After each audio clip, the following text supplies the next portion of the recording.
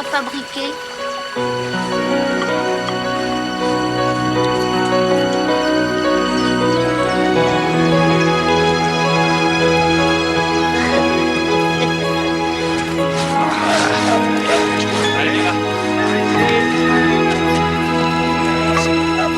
Dépêchez-vous, placez les supports en dessous. On a le temps. Je peux me débrouiller. Alors, ça t'embête pas si on déjeune? Bien sûr que non. Dis, frère Tuck, Oui? est-ce que tu peux manger vite? C'est une blague, petit Jean. Tu peux le reposer.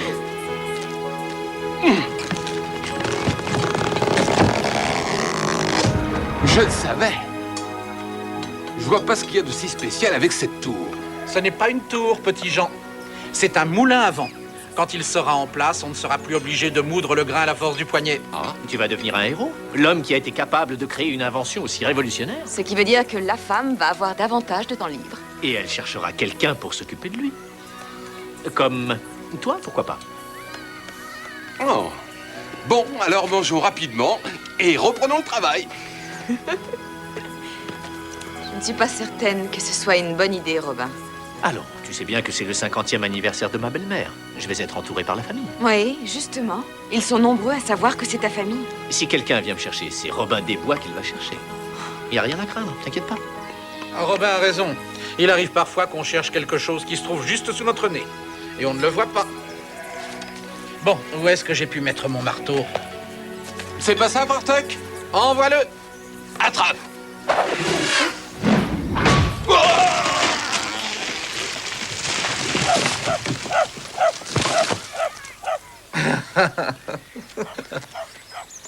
On se revoit dans 2 jours. Je voudrais bien aller avec lui. Les affaires de famille sont parfois bien assommantes. Rien n'est assommant quand on est avec Robin des Bois.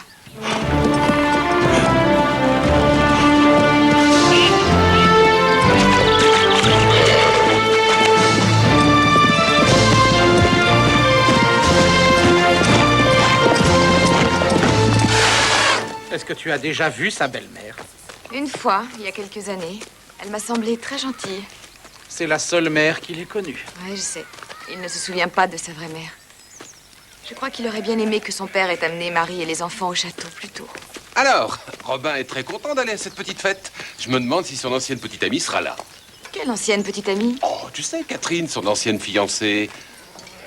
Je croyais qu'elle était mariée. Elle est veuve aujourd'hui.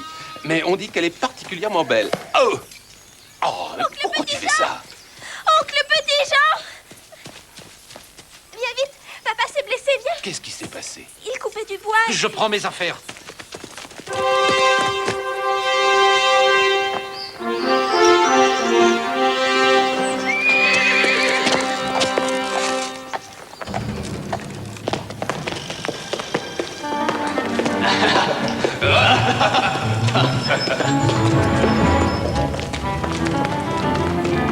Tu vas voir. Bonjour les filles.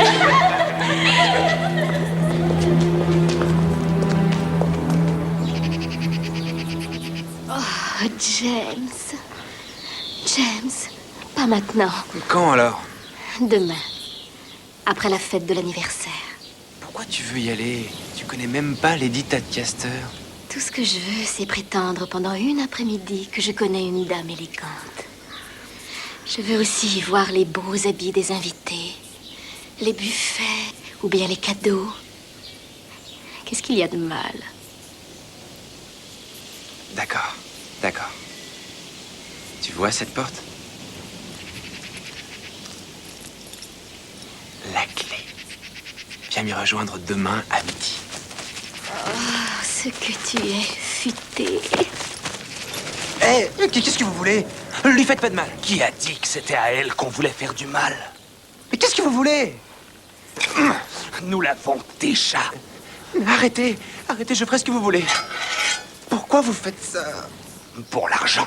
À cette fête, toutes les belles dames porteront des bijoux. Lady Randolph Haynes devra porter son diamant de Rajapur et je peux te dire qu'il est intéressant. Dis donc, c'était agréable d'embrasser ma sœur. Non, attendez. Non. Un diamant, c'est magnifique. Non. Ce sont les saphirs qui mettent vraiment en valeur mes yeux.